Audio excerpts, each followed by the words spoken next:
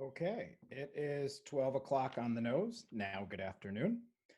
I am very happy to bring Jeremy Wilcox back today for another virtual tour. He is going to do Prospect Park with us.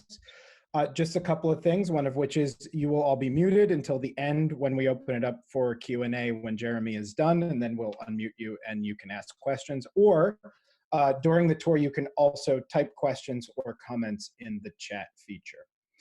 With that, I am going to turn it over to Jeremy, who I thank already for bringing the birds into my apartment. Thank you, Jeremy. You're welcome. You're welcome. You can hear them. So let me get this camera facing me. There we go. So welcome to Prospect Park. It's great. Yeah, you can hear the birds chirping today. It's a lovely day. I'm glad I'm doing this today and not yesterday, because I would have been blown away by the winds. Yeah.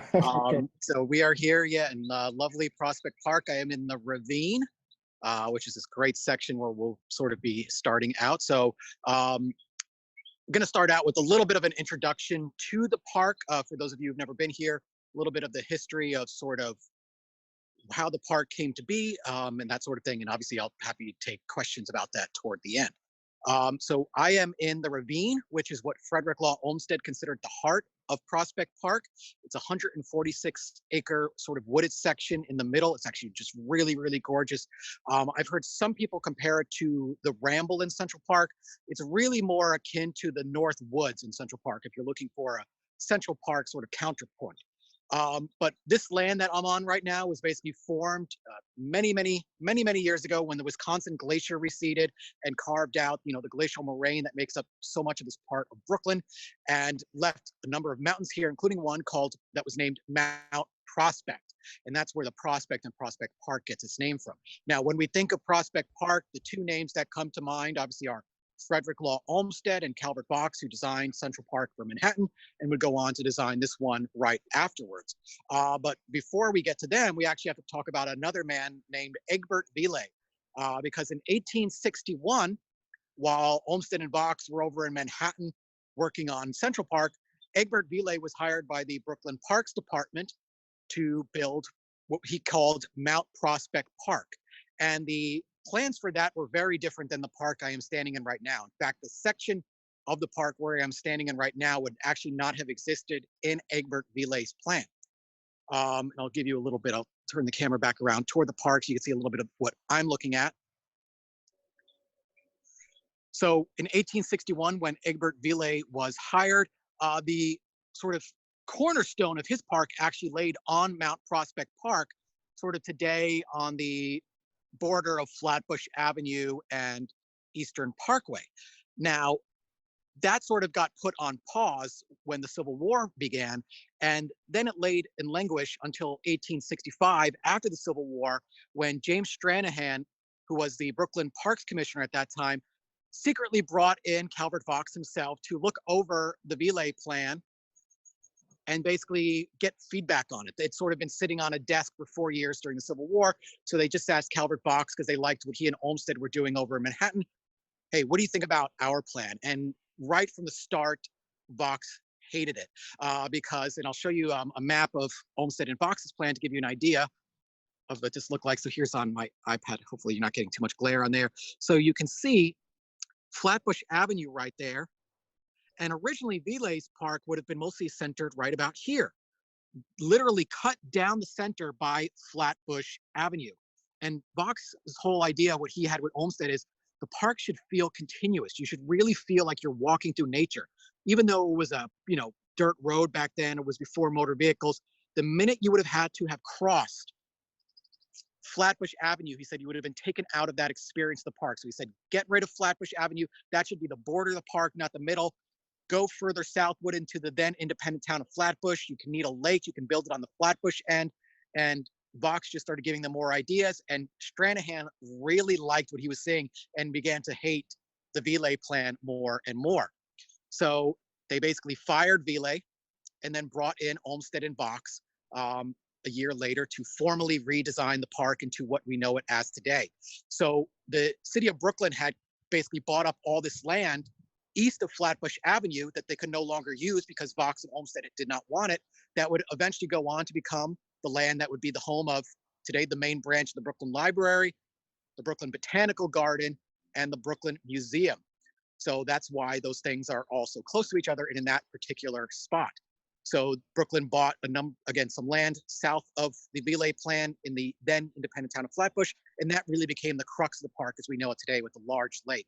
And rather than all these sort of small sections like they had in Central Park, you really had a bunch of larger sections. So where you have the sheep meadow in Central Park, here you have the Long Meadow, which is 90 acres. You have a 60-acre lake, and you have, again, this 146-acre ravine. But what's really unique about this spot is, unlike the Ramble in Central Park and a lot of those landscapes there, which were man-made, this is a natural forest. This is the only remaining natural forest left in the borough of Brooklyn. And it's this beautiful section called the ravine. So we're going to start to make our way through the ravine. And we'll see some different sections. And it's really, really unique. And what a lot of people do not realize is that Olmsted and Box eventually came to prefer this park to their original. Central Park is world famous, and yet this park is not as well known. They like this one more. And the main reasons they cited were it was a lot more of what they had originally wanted Central Park to be, which was a little bit more of a bucolic experience. It really felt like an escape into nature. The Brooklyn Parks Department also really let them sort of do their own thing here.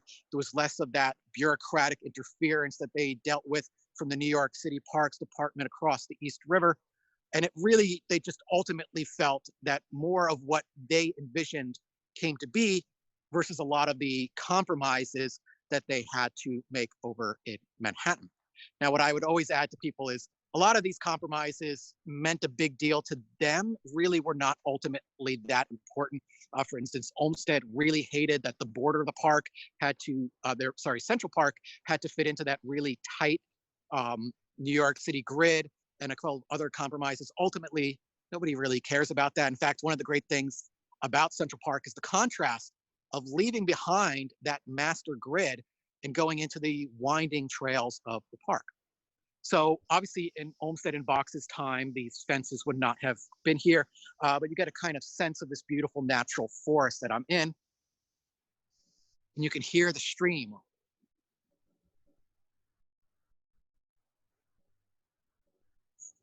Now, one of the things I'm coming up on is the Nethermead Arch, this beautiful little bridge. And if you've seen many of the bridges that Calvert Vaux designed for Central Park, you sort of have an idea of what his very beautiful 19th century sort of Victorian style architecture looks like. And most of these surviving Vaux and Olmsted structures in the park are actually bridges and archways that we're just going to pass by over here.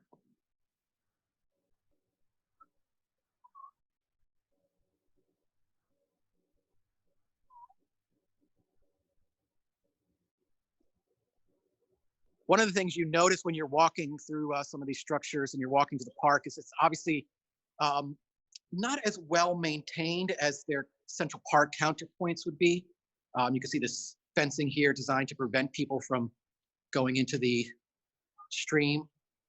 You can see where graffiti has been scrubbed out here in the Nethermead Arch. But when you look at it, kind of the beautiful brick patterning there, the stonework, you do recognize a lot of these flourishes that we associate with Calvert Vaux's architecture. A lot of this, particularly the brickwork, actually reminds me not necessarily of Central Park, but of the Jefferson Market Tower, which was partially designed by Calvert Vaux. I'll just sort of let you look at the top parts of it here. There's some actually nice ducks today swimming here in the little stream. So when they began work on the park in 1867, it was, really unique. They really felt absolutely freed. And Olmsted in particular, again, always would go on to tell people how much he preferred this park. So this arch was called the Nethermead Arch because I'm about to come up on a section of the park known as the Nethermead. It's not as large as the 90-acre Long Meadow, but it's another beautiful green space, which you'll see is actually being very well used today. Luckily, everybody is keeping pretty good, at least 6 feet apart. Most of the people I'm seeing are sort of following the guidelines. We'll see when you go throughout the park, they have all these signs they've been putting around, like that is 6 feet wide, that says keep this far apart. So I'm just going to come over here to this map of the park so you can get an idea of where we are relative to the rest of the park. So we are just in Nethermead, which is right basically in the direct center of the park. You actually could not get more center than we are right now. The Long Meadow in the ravine is north of us. The famous Bandshell is west of us. And the lake where we're heading now is just south of us. And then you can actually see that cut of Flatbush Avenue separating it from Mount Prospect Park, the Botanic Garden, the museum, and the library over there.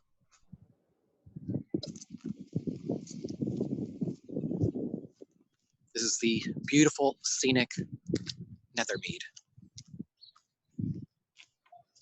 One of the things that I actually really like about Prospect Park as well is that when you wander through it, parts of Central Park almost feel like you're walking through an art exhibit, particularly Bethesda Terrace and others. It's really ended up being more designed for these kind of artistic experiences, where this one really feels more used in a parkway. On nicer times, people would be barbecuing in certain areas over here. You're seeing a lot more picnicking in Prospect Park, and some of the sort of more passive recreations that people do. Central Park is more a place for a pleasant stroll. You're not necessarily using in the way you would use a more rural type of park, which this section is. Coming up around the bend here as we make our way toward the lake, you see this beautiful rustic bridge in the background. You see this kind of abandoned structure over here. There's a lot of abandoned structures in the park that unfortunately are not as well kept. Unlike Central Park, Prospect Park is not surrounded by super talls and by the richest people on earth. So it doesn't get the level of donations and love that its Manhattan counterpart does. But there really has been a big push in this current century to really restore it. There was the famous restoration of the Lakeside Center, which we'll see toward the end, which was done during Michael Bloomberg's term in office. That was a major project. The restoration of the Lakeside Center was actually the very last ribbon cutting that Michael Bloomberg attended as mayor in 2013. And there's the ongoing restoration of the Concert Grove, which you will see shortly.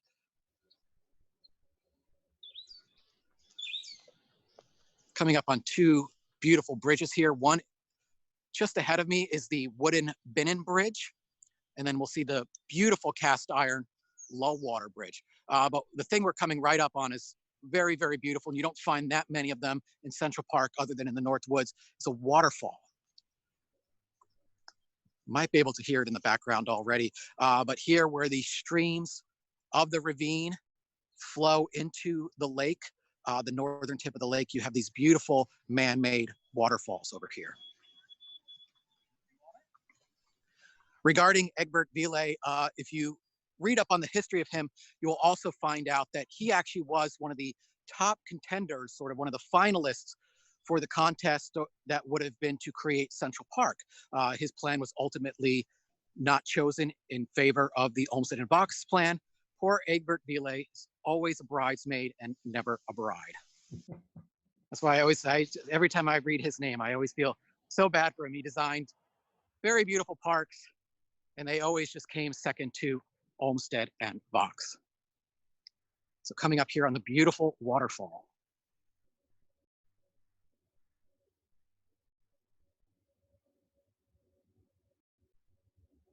That's the wooden Binnen Bridge there in the background.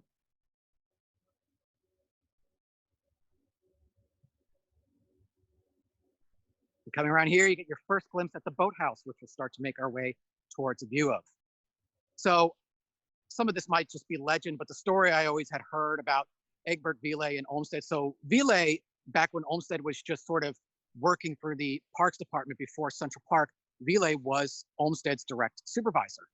And Ville had obviously planned to put in his bid for the Central Park, and Olmsted sort of had indicated to Ville that he was planning to do the same.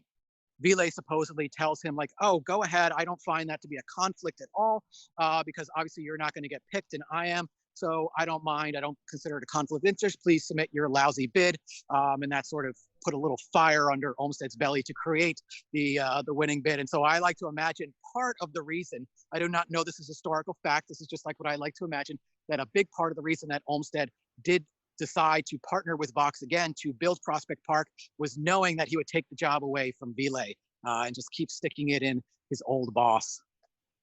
So this is not the original boathouses here. The one that we're seeing, that we're just going to come up around the bend here, dates back to 1907 when it was completed. And it was designed very interestingly. A lot of people note there are some similarities in the design of this between this and Penn Station or the Farley Post Office, which was designed by McKim, Mead, and White. So I'll just sort of stop here for a minute so you get a lovely view of the boathouse. This was actually designed by proteges of McKim, Mead, and White.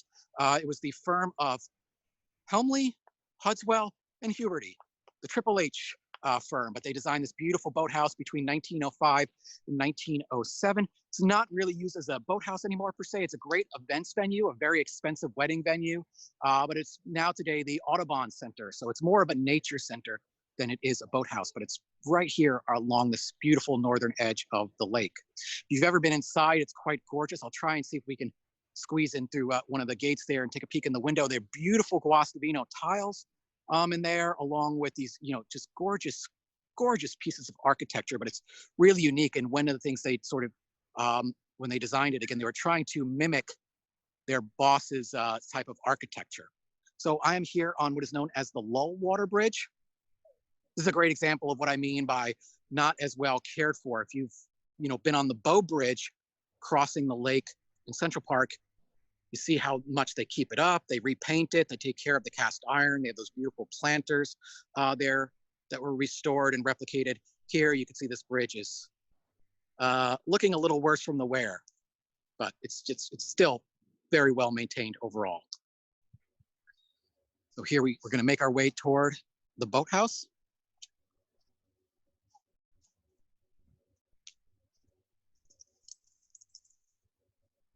Just up that hill over there that you can see in the foreground is what's known as Wave Hill. If you've ever come to Prospect Park during Sundays in the summer, spring, and fall, that is where the Smorgasburg here in Prospect Park is held, up there at Wave Hill, right over there. Obviously, Smorgasburg, like many beautiful springtime activities, has been put on hold while New York City is on pause.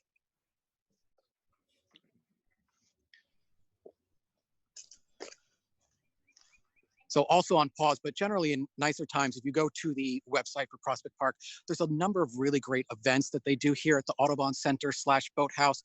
They have great nature programs, bird watching. They teach, you can get free fishing lessons for children here. And it's just a really fantastic, fantastic program that they operate here. There's the beautiful signage for the Audubon Center.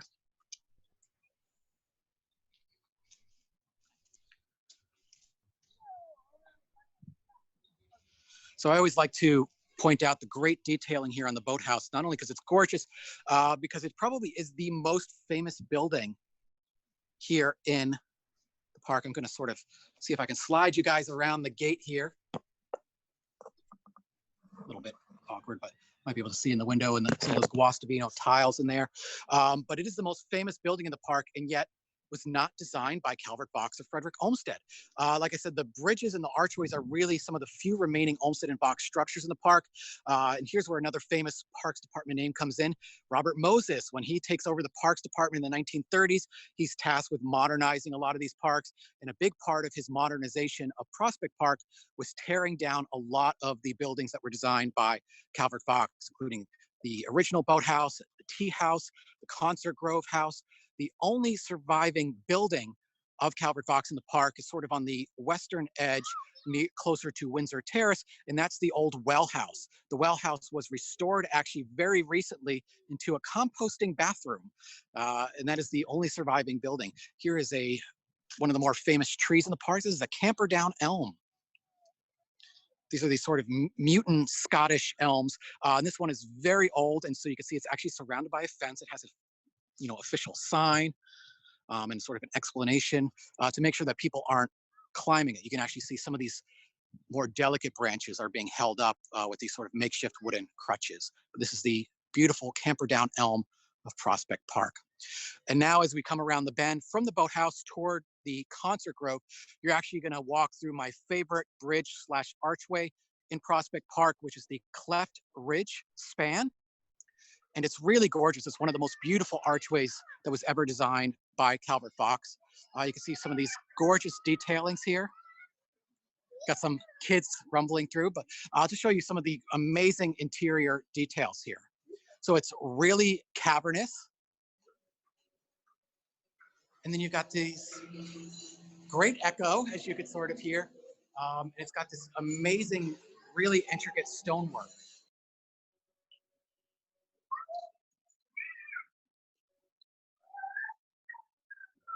An idea of some of the detailing in here.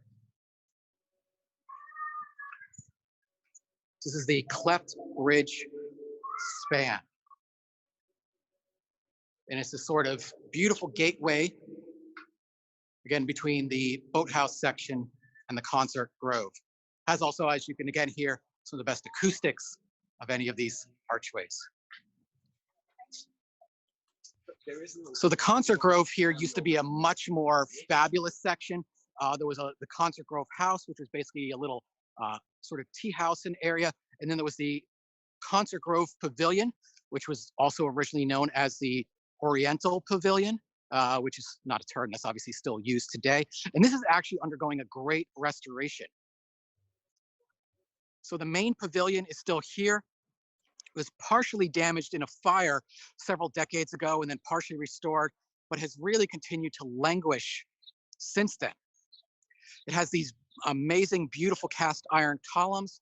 And if you've ever wandered inside there, there's right up at the ceiling, this gorgeous piece of stained glass art at the top of the ceiling. I've never been able to determine the exact origins. My guess it would be sort of Lafarge glass, but you can sort of see it, the sign here and through the fence. There you go. That's the beautiful Concert Grove Pavilion. And we'll sort of come around here. And right over here is where once was the beautiful Concert Grove house, which is long gone. So they literally had just broken ground on the restoration of the Concert Grove Pavilion right before New York City went on pause. Obviously, this is not a priority project for the New York City government right now. Hopefully, it will resume later this year. The idea is once it's restored to sort of hold events here, maybe even just rent out for birthday parties or weddings, but to kind of restore it as well as the grounds here. We have actually, you can see here the remains of some of the beautiful blooms that have been happening all throughout the park this month.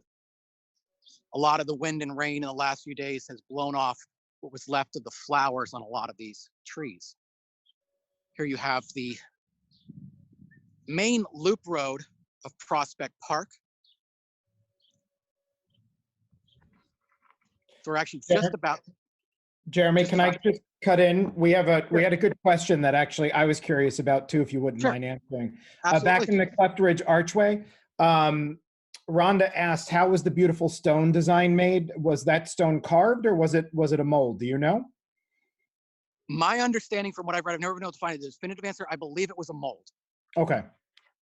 I don't believe it was, like some of the stuff that you see at Bethesda Terrace in the park, which was, hand carved on site. I believe that the stuff at the Cleft Ridge Span was a mold that they sort of just cast and replicated there. Got it. Thank you.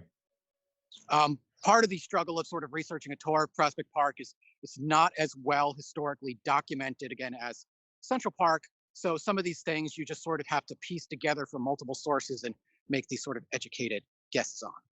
So here you get to the sort of heart of Concert Grove. You can see what actually remains of what once was a beautiful, glorious fountain. No longer the case now. It's just kind of a very fancy flower bed. And we're just about to hit the sort of main section of the lake. Now, there's a number of beautiful statues here in the Concert Grove, mostly statues of composers like Beethoven, Mozart, and others. But what's really famous here is there's a statue that we're going to come up on here of Abraham Lincoln. That doesn't really make sense in Concert Grove. This statue of Abraham Lincoln used to actually be originally up in Grand Army Plaza on the northern end of the park and is very famous because, based on my research, this is the very first statue that was dedicated to Abraham Lincoln after his assassination after the end of the Civil War. and was here in Brooklyn, New York, a place that Abraham Lincoln had visited on many occasions. So the statue that you can see the back of here would have originally been up in Grand Army Plaza, along with other Civil War memorials. And for reasons I've never been able to discern from my research, it was moved down here to Concert Grove when parts of Grand Army Plaza were later revamped. Grand Army Plaza, if you've never been there, is very beautiful, but also sad in a ways. It was really sort of thought of by Olmsted and Vaux to be this grand entryway to the park. Now, because of the sort of traffic, the way it flows around the circle there, really you kind of have to cross the street and it loses that sort of original intention. But here you see the very first statue. I see a question there, the sculptor. Off the top of my head, I do not remember the sculptor's name. I'm just going to hop my camera up here so you can see it. Hopefully you got that in there. The sculptor's name was H.K. Brown Sr., if I can read that correctly. And here you see the beautiful Prospect Park Lake. The beautiful section by the low water, which we saw, is just sort of the beginnings of it. Then it flows actually around Wave Hill. This is the most famous section that everybody sees. This is a great spot here, the Music Island. They used to do concerts here. You can see a lot of great turtles out on the water here. Now, this end was redone as part of that 2013 redesign of the Lakeside Center. Again, this was one of these sort of last projects that the Parks Department engaged in toward the end of Mayor Bloomberg's term in office. So now you'll have that sort of beautiful restoration flow all the way to Concert Grove, and it'll be very sort of continuous over here. One of the final things I'll show you before we start to wrap up will be the restored Lakeside Center.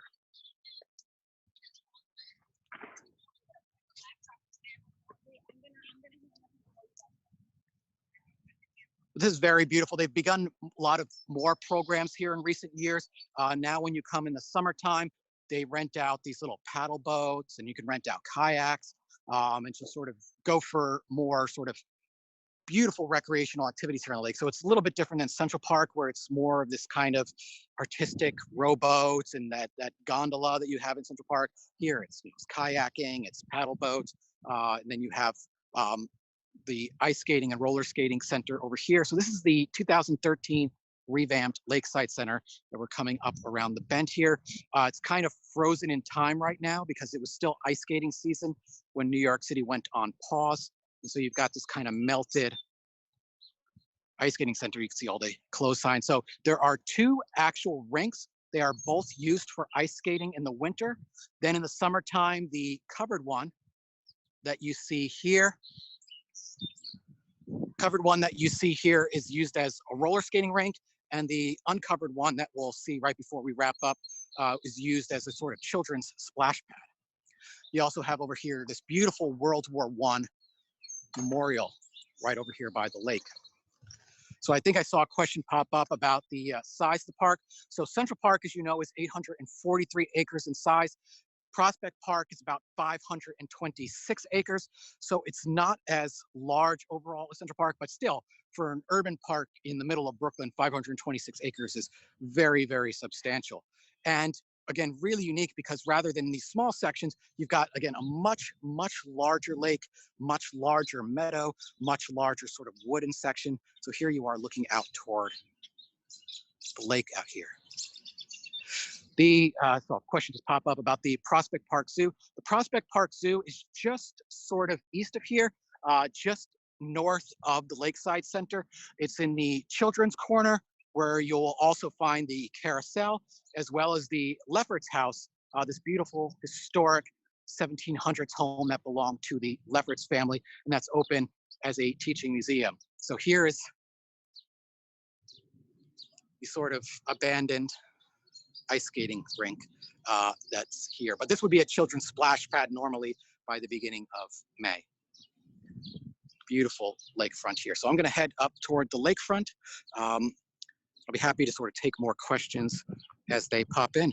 But this is sort of a nice section. So I just wanted to give you guys a good overview of what I consider some of the highlights of the southern section of the park, including the ravine, which again, Olmsted sort of considered the heart of the park. It really reminded Olmsted of the Adirondack Mountains. It's one of the things he really liked about it and why he liked sort of visiting that section. And all the way down here to the beautiful, beautiful lake. So I'm going to park myself on a bench here by the lake, and I'll be happy to take your questions. But otherwise, I hope you've enjoyed taking a sort of virtual stroll through Prospect Park. Thank you, Jeremy. That was, as usual, awesome. Before we unmute everybody, we had 2 questions come in through the chat feed, which are good ones. So Lisa Road asked, do you know when all of the Revolutionary Memorial historic plaques and sites were added to the park? Let me sort of flip the camera back around so folks can see me. Okay. That's a very good question. I'm not 100% sure because I don't think they were all added at one time, but there are a couple of markers. So if you go, you saw before the Loop Road, the Prospect Park Loop Road. If you go a little bit further up there, probably just west and parallel to the ravine, there's a marker for the Battle Pass marker.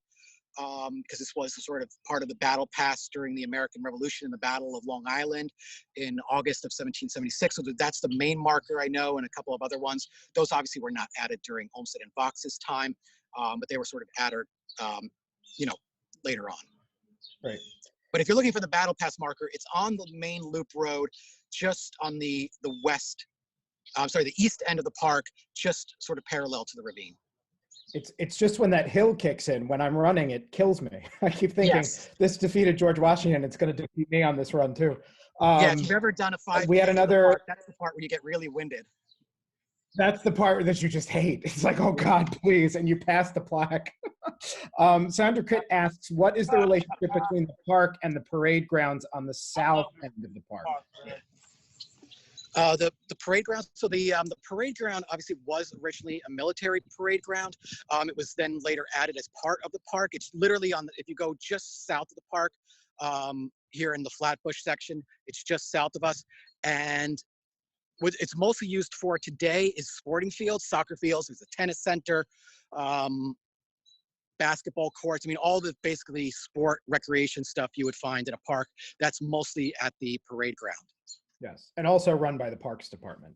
Right. Yes, and it's sort of it's weird. It's like it's part of Prospect Park, but it's not. It's sort of a Schrodenberg, part of the park. But it's really nice because it's really great. Some of the best sort of sports facilities you'll find in Brooklyn.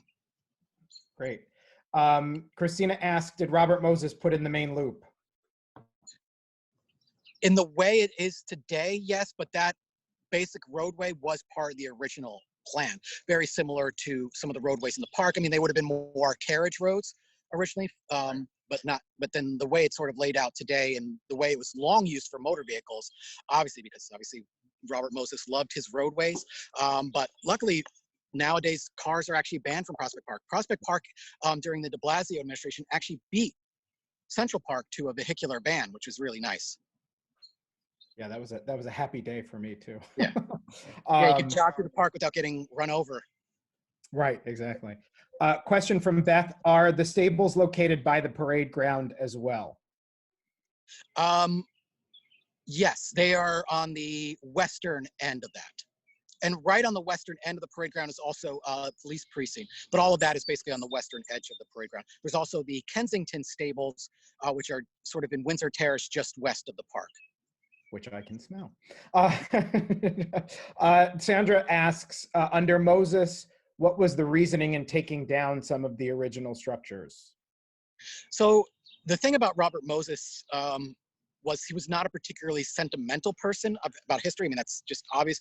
But his whole thing is, this was really meant by Olmsted and Fox to be more of a countryside experience. So you would see things like in Central Park, like the dairy, or there was a dairy here originally that was torn down by Moses. And he said, it's the 20th century. People aren't coming to a park to see a 19th century dairy or a little tea house or stuff like this. They're coming to, engage in active recreation. And this stuff is just in the way of where we can put more active recreation. Any of those buildings are difficult to maintain because they're old. And even now with the old buildings in Central Park, they are still there because they're being used for something. The dairy in Central Park is a gift shop. It's generating revenue. Whereas, Robert Moses' mind, these things are costing us money. They're not bringing in money. It's not what people go to a park for. There were sheep here on the Long Meadow, just like there were in Central Park on the sheep meadow. And all that went away because it said, this is not what a 20th century park is. He has fair points in that. I wish some of those structures would have been left, but he also is correct that people weren't going to a park in the 1930s and 40s to pet sheep. That's what the Prospect Park Zoo would be for. Right. And also, just to add to that, in my understanding of Moses had a very, very definite aesthetic that he liked architecturally, which he sort of imposed on a lot of the parks, like Gilbert Clark, and sort of that Art Deco-y look was it was his jam. He liked it. Right. If you look at the architecture from the 1939 World's Fair, that's the type of architecture that Robert Correct. Moses liked. Right. That was it. That was his baby. Yeah. And also Harold said because he could. Yeah, which is also a very Moses response. But I also remind people that, Moses is, considered one of the greatest villains in New York City history, but some of the changes he made in Central Park, the Conservatory Garden and others, these are not bad changes overall. Right. The main thing that Moses is mostly associated with and why we think of him as a villain was his belief that as much of New York City should be highways as possible. Correct. Right. So what we're with 60 people on the tour today, which is awesome. We're not going to unmute everybody willy-nilly. So there is a hand raising function if you'd like to ask a question and we can unmute you, or you can continue to submit questions through the chat if you have more. That's been going pretty well too. So that's either or works for us. And if there are no other questions, hold on, we did. So Harold said that Philip Johnson got the last word on Moses with the New York State Pavilion, which is actually very, very true. Johnson used concrete pilings, not wood. Yes, Harold, you need to come on the World's Fair tour.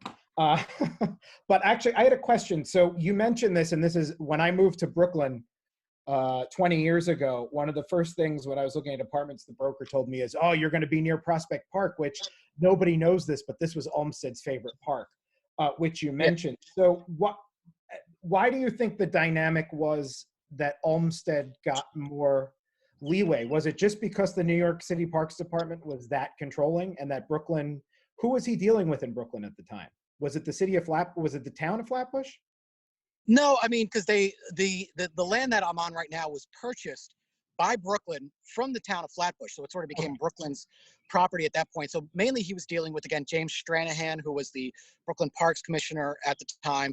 And they're just, New York was a bigger city. It was a more, there's a lot more going on. And it was also, a little bit more corruption, but also, it was more controlling. Stranahan really felt he was lucky to have Olmsted and Box on board, and felt if carte blanche is what you guys need to get you guys to sign, and do this park for us, because, a big part of what was going on in Brooklyn before they incorporated and just became another part of New York City was they were tired of playing second fiddle to the other city across the river. So they wanted to have all the great things that New York had. New York had a big, beautiful park in its center designed by, Olmsted and Box. We're going to have one too. They had a beautiful, right adjacent to the park, they had this beautiful art museum. We're going to have one too. And we'll get, McKim, Mead, and Y2 design it for us. And so it's a lot of really trying to do that. And again, one of the things that Olmsted really wanted and Box wanted was carte blanche. But, a big part of that was also when Box first met with Stranahan, he's saying this Ville plan is all wrong. And Stranahan, more so than his Manhattan counterparts, really, really trusted Box and Olmsted's judgment, which is the whole reason they got the job, because he trusted their judgment more than Ville's or others. And he's like, you guys just, you go nuts. If there's problems, we'll solve it along the way. But it was just more of, less controlling environment in general is what I'm trying to say. Great.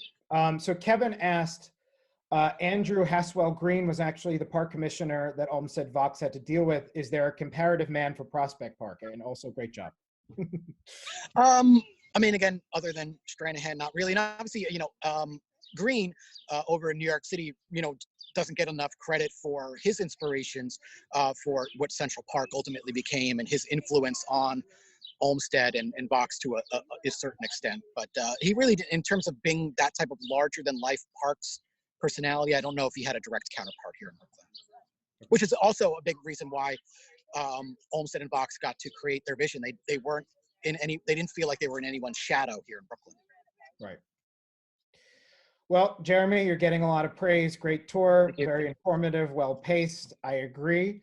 If we do not have any other questions at this point, what I would like to say is two things. One of which, if you would like to show gratuity to Jeremy for his awesome job, he has a PayPal. It's jwilcox79 at gmail.com. He also has a Venmo. Yeah, Michelle just put it back up. It's at the bottom. A Venmo, Jeremy-Wilcox. Also, what I'm going to do is when we have the video ready to go, we will send an email out to all of you who attended today with this information again and ways to contact Jeremy if you have other methods you'd like to show gratuity. But Jeremy, thank you very much. This was You're awesome. welcome. What a wonderful tour again. And we are very lucky to have you on board both virtually and in real time when we go back to giving tours when the pandemic is over. So with that, Jeremy, do you have anything else you'd like to say before we sign off? I just want to thank everyone for joining. I mean, I'm happy to get outside and get some fresh air, and I want to thank everyone for virtually joining me and for all the kind words. So yeah, thank you everyone for joining. Yes, and thank you guys, all you insiders, for joining us today. Michelle, what is next on the list for? I think we have something tomorrow, don't we? Yes, I'm trying to unmute myself. Let's see, we've got a bunch of events coming up over the next few days and weeks. So tomorrow I'm interviewing the curator of the Museum of the City of New York, Sean Corcoran. He's in charge of curating all the photos that people are submitting for about COVID stories in New York City. You can still submit to that. They're collecting pictures. I got a sneak preview and some of them are really beautiful. On Thursday, Justin is hosting a virtual coffee shop. Going to talk about New York City's coffee history. We're encouraging everyone to bring a brew, a cup of coffee, and share about why they like that particular kind. We're also partnering with Village Preservation, that's formerly Greenwich Village Society for Historic Preservation. And they're inviting our insiders to participate in their virtual events. So there's a talk on Thursday afternoon called Marching Towards Modernity, the Women of Greenwich Village. And Friday, they're doing a talk with Executive Director Andrew Berman, who is one of the most knowledgeable people in New York City about Greenwich Village preservation. And then we've got some stuff next week, virtual underground tour of the New York City subway led by Justin, which is more of a talk, and more exciting things that we're going to be adding to the calendar. We've got a talk with Francis Tavern, I'm also told, next week, and with the Eldridge Street Museum. So hope we'll see you guys over the next few days and weeks, and hope everyone stays well. Thank you.